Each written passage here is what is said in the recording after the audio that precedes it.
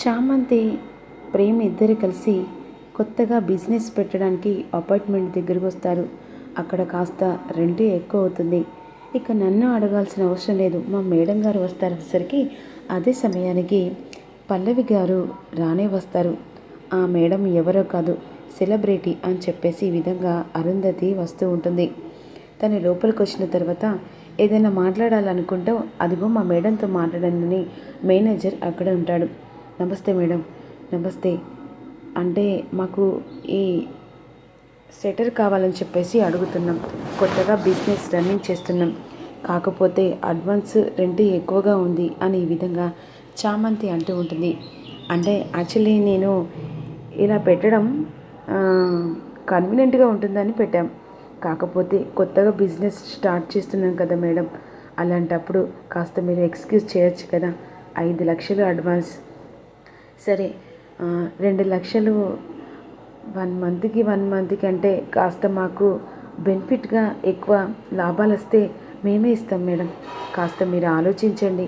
ఇలాంటి వాళ్ళని కదా మీలాంటి వాళ్ళు మమ్మల్ని ఎంకరేజ్ చేసేది అని ఈ విధంగా చామంతి డీల్ని ఓకే చేస్తుంది. నీ మాటలు వింటుంటే నా చెల్లి మాట్లాడినట్టుగా అనిపిస్తుంది. అది సేమ్ నీలాగే లడల్లా మాట్లాడుతూ ఇక మనసుని బాధ పెట్టకుండా మాట్లాడుతుందని మిస్సమ్మ గురించి అరుంధతి చెప్తూ ఉంటుంది. సరే చామంతి, నువ్వు చెప్పావు కదా, అంటే నా చెల్లి చెప్పినట్టుగా ఉంది కాబట్టి నీ మాట తీయలేక అడ్వాన్స్గా 5 లక్షలు తీసుకుంటానేసరికి బిజినెస్కి ఓకే అయిపోతుంది డీలు. అప్పుడు వెంటనే అడ్వాన్స్ ఇస్తారు. ఇక సంతోషంతో మంచి ముహూర్తం చూసుకొని ఇక మీరు ఇందులో మీరు అనుకున్న బిజినెస్ స్టార్ట్ చేయండి అని చెప్పేసి పల్లవి గౌడ్ వెళ్ళిపోతుంది. ఇక ఇంటికి వెళ్ళిన తర్వాత డాడ్, అనుకున్న అపార్ట్మెంట్ దొరికింది, నేను బిజినెస్ ఇక రన్ చేయబోతున్నానేసరికి ఇక చాలా సంతోషపడుతూ ఉంటాడు హర్షవర్ధన్. మరోవైపు రమాదేవి, రోజా, అరుణ్ మాత్రం కోపంగా ఉంటారు. ఆఫ్టర్ ఆల్ చిన్న బిజినెస్కి ఏదో కోట్లు సంపాదించినట్టుగా విర్రవీగడం తప్ప ఏమీ లేదు అని విధంగా రోజా అంటూ ఉంటుంది.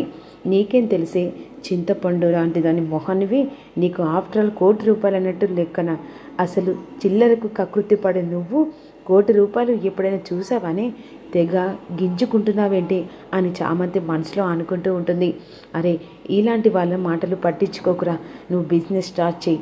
అంతేకాదు, ఎవరి చేతి మీదుగా నువ్వు బిజినెస్ స్టార్ట్ చేయాలనుకుంటున్నావో వాళ్ళ చేతుల మీదగానే ఈ బిజినెస్ స్టార్ట్ చేయి. ఎవరి చేతుల మీద ఏంటని, చంద్రిక చేతుల మీదగా ఈ బిజినెస్ స్టార్ట్ చేయాలనుకుంటున్నా ఏంటిరా, దాని పేరు మీద. ఆఫ్టర్ ఆల్ పని మనిషి. ఆ పని మనిషి ఈరోజు నా మంచి చెడు చూసుకుంటుంది. ఆఖరికి నేను గెలవాలని పంతంతో ఉంది.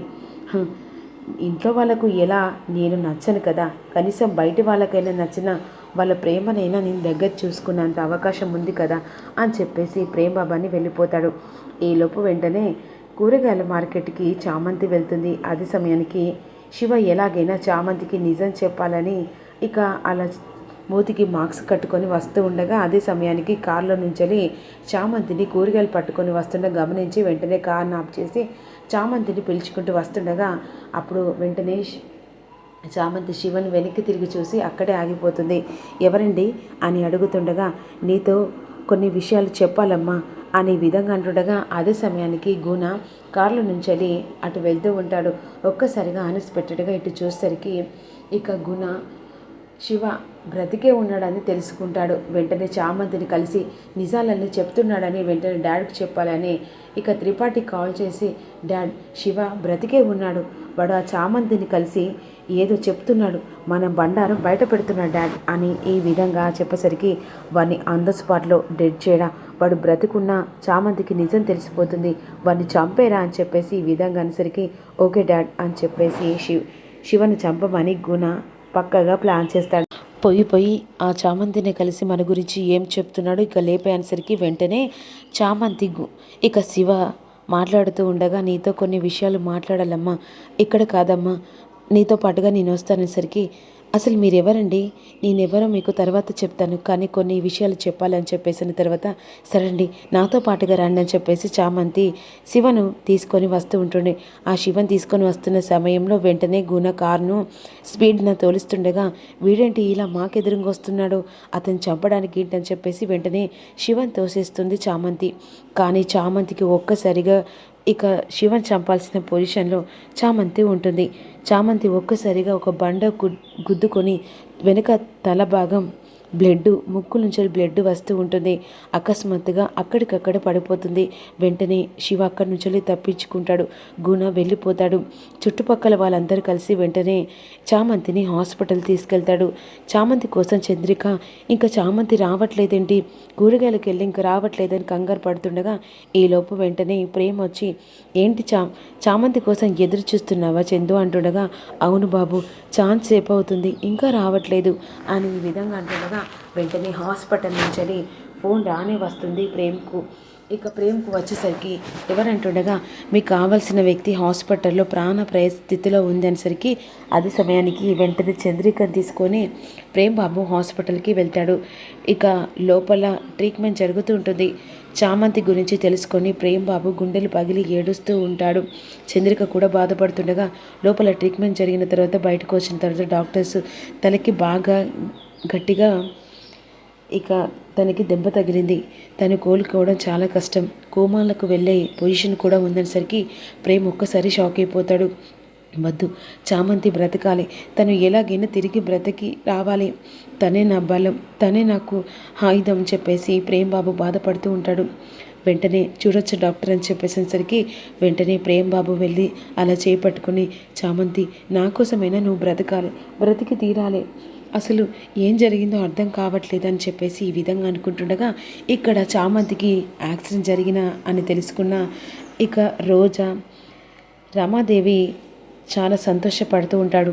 అప్పుడు రోజా ఈ విధంగా అనుకుంటుంది, నీ పీడ శాశ్వతంగా వదిలిపోవాలి, నువ్వు ఇప్పుడు హాస్పిటల్లో ఉన్నావు కదా, అదే హాస్పిటల్లో నిన్ను శవం చేసి బయటికి పంపించాను, నీ వల్లే నేను వేసిన ప్లాన్ చిత్తు చేస్తున్నావే, ఈ రోజుతో నీవు ఖచ్చితంగా దెబ్బ కొట్టాల్సిందా అని ఈ విధంగా అనుకుంటుండగా గుణ వెంటనే ఇక రోజాకు ఫోన్ చేస్తాడు. ఇదేంటి గుణ ఈ టైంలో ఫోన్ చేస్తున్నాడని కాల్ లిఫ్ట్ చేస్తుంది పక్క కలిసి. చెప్పు గుణ. ఏం లేదు, కొన్ని మిస్టేక్ జరిగినాయి. ఏంటి? ఇప్పుడు ఈరోజు నేను డ్రైవింగ్ చేస్తుండగా కావాలని చెప్పేసి చామంతి నాకు ఎదురొచ్చింది, అనుకోకుండా తనకి యాక్సిడెంట్ జరిగిందనేసరికి ఒక్కసారిగా ఇక రోజు షాక్ అయిపోతుంది. అంటే యాక్సిడెంట్ చేసింది నువ్వా? అవును, ఇక కొన్ని ప్రాబ్లం వల్ల అలా చేయవలసి వచ్చింది, కానీ చేసావు, కానీ చాలా థ్యాంక్స్. ఏంటి? అవును, ఎందుకంటే అది ఇంట్లో ఉండడం కాదు కన్నా మాకు పెత్తనం చూపిస్తుంది, అసలు అది లేకుంటే మొత్తానికి దాన్ని ప్రాణం తీస్తే. ఏమంటున్నా రోజా? అవును, అది ఎట్లాగో ఇప్పుడు చావు బ్రతుకులతో పోరాడుతోంది, దాని ప్రాణాలు ఏకంగా బ్రతకడం కాకుండా చంపేస్తే సరిపోతుంది, కానీ ఎలా? ఇప్పుడు అది హాస్పిటల్లో ఉంది కాబట్టి మనం ఎలాగైనా దానికి ట్రీట్మెంట్ జరుగుతున్న సమయంలో ఎవరినైనా పంపించి దాని ప్రాణాలు తీస్తే సరిపోతుందని చెప్పేసి రోజా పక్కగా ప్లాన్ చేస్తుంది. నీ వల్లే కదే ఏదో ఒక ప్రాబ్లం జరుగుతూ ఉంది, అందుకని నీ చావుకు నేను ముహూర్తం పెట్టానే చామంతి. నీ ఆ ప్రేమకి నువ్వు హెల్ప్ చేస్తూ వాడిని కాపాడుతున్నావని నాకు బాగా తెలుసు. ఆస్తి కోసం అప్పుడు ఎలాగైనా 49% మాకే వస్తుంది, ప్రేమకు రాకుండా నువ్వు ఎలాగైనా ఇక ప్రేమకు వచ్చేలా కూడా చేస్తూ ఉంటాం, మేము రాకుండా చూస్తూ ఉంటే. అదే ఆ బలం నువ్వని మాకు అర్థమైందే, అందుకే నువ్వు చచ్చిపోతేనే ప్రేమ ఖచ్చితంగా ఏదికి సక్సెస్కి ముందు అడిగేయడు. ఇప్పుడు నేను వేసిన ప్లాన్లో చామంతి ప్రాణాలు పోతాయనే విధంగా అంటుండగా చంద్రిక ప్రేమ్ చాలా ఏడుస్తూ ఉంటారు. హర్ష వచ్చి అసలు చామంతికి ఏం జరిగింది, యాక్సిడెంట్ ఎలా అయింది అని అంటుండగా అదే అర్థం కావట్లేదు డాడ్, కానీ చామంతి బ్రతకాలని చెప్పేసి ప్రేమ్ చాలా గుండెలు బాదుకొని ఏడుస్తూ ఉంటాడు.